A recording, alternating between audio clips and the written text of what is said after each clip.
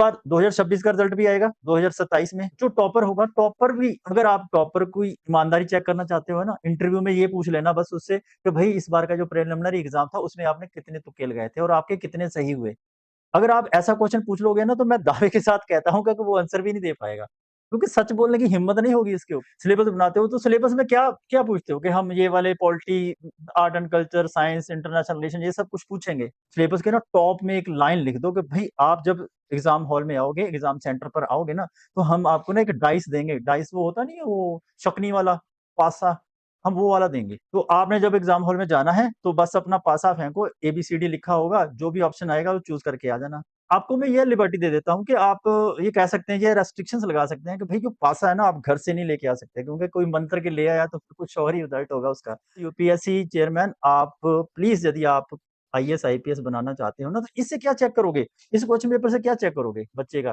क्या mental attitude check कर लोगे? क्या उसकी साइकोलॉजी चेक कर लोगे कि क्या ये बच्चा कितना स्ट्रांग है, कितना डिसीजन मेकर है, कितनी उसकी एबिलिटी है, डिसीजन कितनी जल्दी ले सकता है, क्या करेगा? अगर ये क्वेश्चन, पहला क्वेश्चन ही देखो, इसको पढ़ के देखो।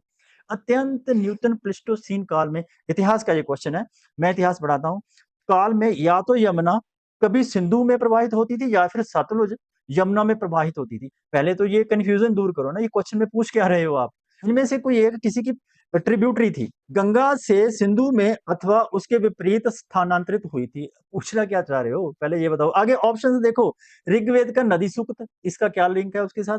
और रॉबर्ट ब्रूस फ्रूट के द्वारा किए गए सतलुज और जमुना के अन्वेंशंस। अरे यार, इसमें क्या ऑप्शंस बन रहा है? सिंधु और गंगा दोनों नदी प्रणालियों में डॉल्फिनों की समान प्रजातियों की उपस्थिति।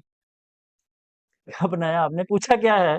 अरे आप ऐसे क्वेश्चन इतिहास के ही पूछ रहे हो, तो बाकी का क्या हाल किया होगा इस क्वेश्चन पेपर में? मैंने देखा है कि बहुत बुरा हाल है। कोई भी यूपीएससी वाला जो बच्चा है ना, वो गैस लगाने के बगैर इस क्वेश्चन पेपर को सॉल्व नहीं कर सकता। तो गैस लगाने वाले एस्ट्रोलॉजर यदि आपने भर्ती ही करने हैं, फिर तो आईपीएस आईएएस का या कैडर पॉलिसी वगैरह छोड़ दो, बंद कर दो, इसका कोई फायदा ही नहीं है। मैं सभी स्टूडेंट से पूछना चाहता हूँ कि क्या ये जो क्वेश्चन पेपर पूछा था, क्या ये अटेम्प्ट करने योग्य है? अगर योग्य है तो इससे क्या क्या निकल कर आता है? कमेंट्स में बताइएगा, लिखिएगा जरा कमेंट्स में खुल करके कि क्या इससे यूपीएससी टॉपर्स जो आएगा, जो यूपीएससी के फॉरेन ऑफिसर्स बनेंगे, आईएफएस बनेंगे, वो क्या क्या मेंटालिटी लेकर जाएंगे? 2026 के कैडर पॉलिसी में देख लेना, जो भी आईएएस आईपीएस बनेगा, आप तो निकल जाओगे, उसके बाद देखना जनता का क्या हाल करने वाले हैं ये वाले जो टॉपर्स बनेंगे। कोई ना कोई तो बनेगा ही, लेकिन ये क्या क्वेश्चन पेपर बनाने योग्य था?